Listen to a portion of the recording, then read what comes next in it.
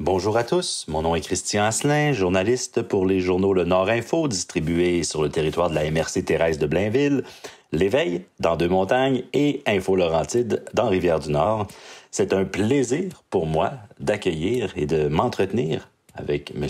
Justin Trudeau, Premier ministre du Canada. Bonjour, M. Trudeau. Ça va bien? Ça va bien, vous? C'est un grand plaisir de jaser un peu avec les gens de Basse-Laurentide.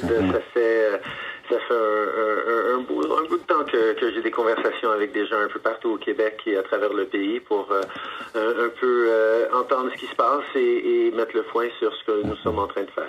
Bon, alors, parlons maintenant de connectivité Internet. Là, c'est pas la première fois que votre gouvernement, que le gouvernement du Canada, en fait, affirme vouloir s'attaquer au problème. J'ai l'impression, en lisant la différente documentation sur laquelle j'ai pris connaissance, là, que vous avez vraiment, vous semblez déterminé cette fois à y arriver. Est-ce que je me trompe?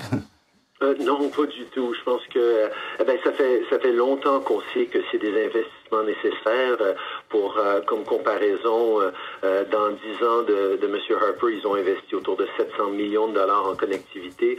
Nous, on a fait 10 fois plus de ça que ça en seulement 5 ans.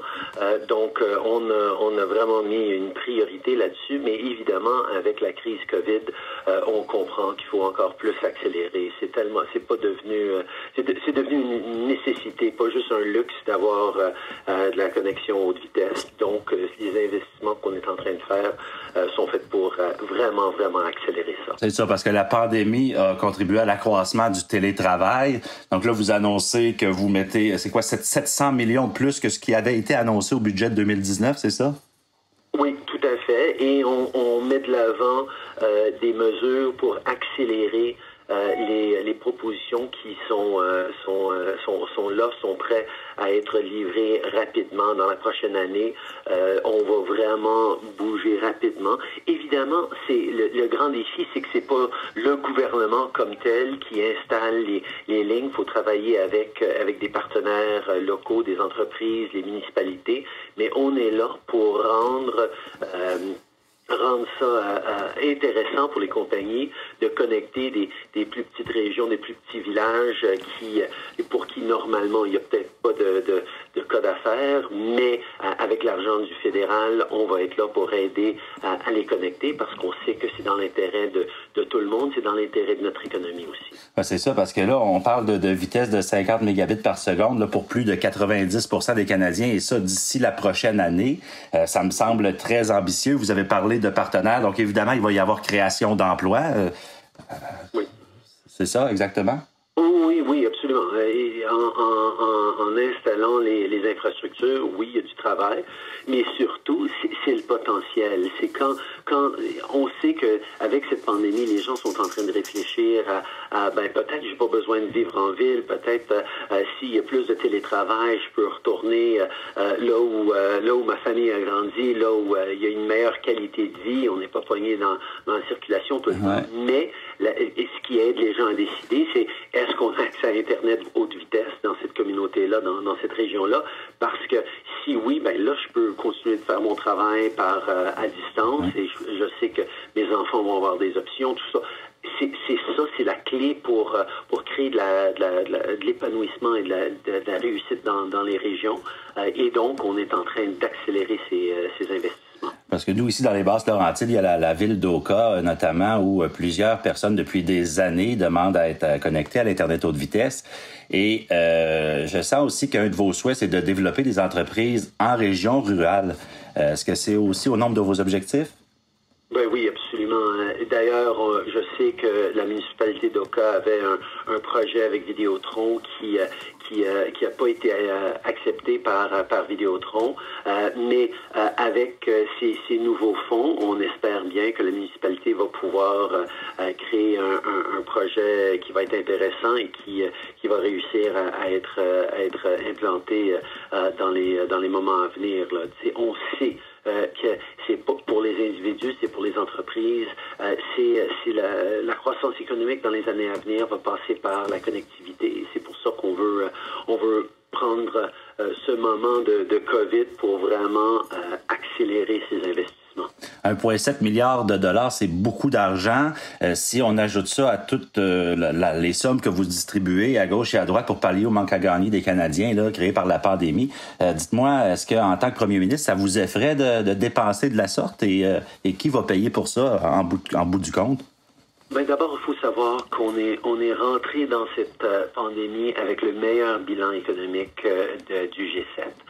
On avait la capacité de dépenser si c'était nécessaire, et je pense qu'on se comprend que c'était nécessaire. Oui. Alors, le fédéral a été là directement pour les familles, pour les travailleurs, pour les entreprises, et on va continuer d'être là jusqu'à la fin de cette pandémie, quel que soit ce que ça prend. On peut le faire et on doit le faire. Parce que si, à la place, on voit des entreprises disparaître, on voit des familles s'endetter, on va être plus lent pour en sortir de la crise économique. Les gens vont être plus lents à pouvoir reprendre la vie normale. Donc, de préserver cette capacité de l'économie de revenir en force, c'est ça la meilleure façon d'assurer qu'on va pouvoir payer pour les investissements qu'on est en train de faire maintenant. C'est le seul choix à faire. D'ailleurs, si on laisse tout écrouler, ça va être beaucoup plus cher. On s'est endetté en tant que gouvernement fédéral pour que les individus, les familles ne doivent pas s'endetter ou se retrouver dans les banques alimentaires plus que nécessaire dans ces moments difficiles. Merci. Je vous parlais un peu plus tôt d'Oka.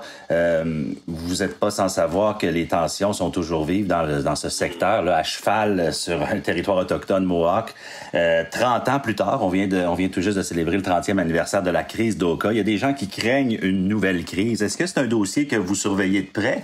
Et est-ce que vous avez des façons de vous assurer que ça se produise pas de nouveau? Ben, d'abord, oui, absolument. On suit ça de près. On reconnaît que le chemin de la réconciliation avec les peuples autochtones est long. On a besoin d'être patient, mais aussi de chercher des solutions. Le fédéral est là pour aider. Je sais qu'il y a beaucoup de bonnes personnes qui veulent voir des résolutions positives. On a pu aider un petit peu. On va continuer de travailler. L'important pour moi, c'est d'éviter des relancées de tension ou d'intolérance. C'est pour ça que le dialogue, les négociations, des ententes et cette reconnaissance que nous devons travailler ensemble pour bâtir un meilleur avenir pour tous et toutes. Et ça se fait en collaboration. C'est ça l'essentiel. Il me reste un peu moins d'une minute, M. Trudeau. Un autre dossier dont je voulais vous parler. J'ai reçu hier soir un courriel du comité de commémoration du 50e anniversaire de l'expropriation de Mirabel, m'annonçant qu'ils tiendront leur dernière activité commémorative là, au mois de décembre. Est-ce que ça fait longtemps que ces gens-là demandent des excuses du gouvernement du Canada? Je veux pas vous importuner avec ça, mais est-ce que ce serait pas un bon moment pour le faire, pour clore ce dossier une fois pour toutes? Ben, je pense que la meilleure façon de clore ce dossier, c'est de finir avec, de rendre ces terres, ces terrains, de reconnaître à quel point on se doit de régler ce dossier, de reconnaître les pertes et les difficultés et de retrouver une justesse économique. Ça a été quelque chose qu'on règle depuis plusieurs années. Le ministre Garneau travaille très fort là-dessus et on a l'espoir de pouvoir s'assurer d'une solution positive pour tout le monde. Je vous remercie, M. Trudeau, d'avoir pris le temps ce matin. Je vous souhaite une belle journée. Ben, merci beaucoup, Christian, et à la prochaine. À la prochaine.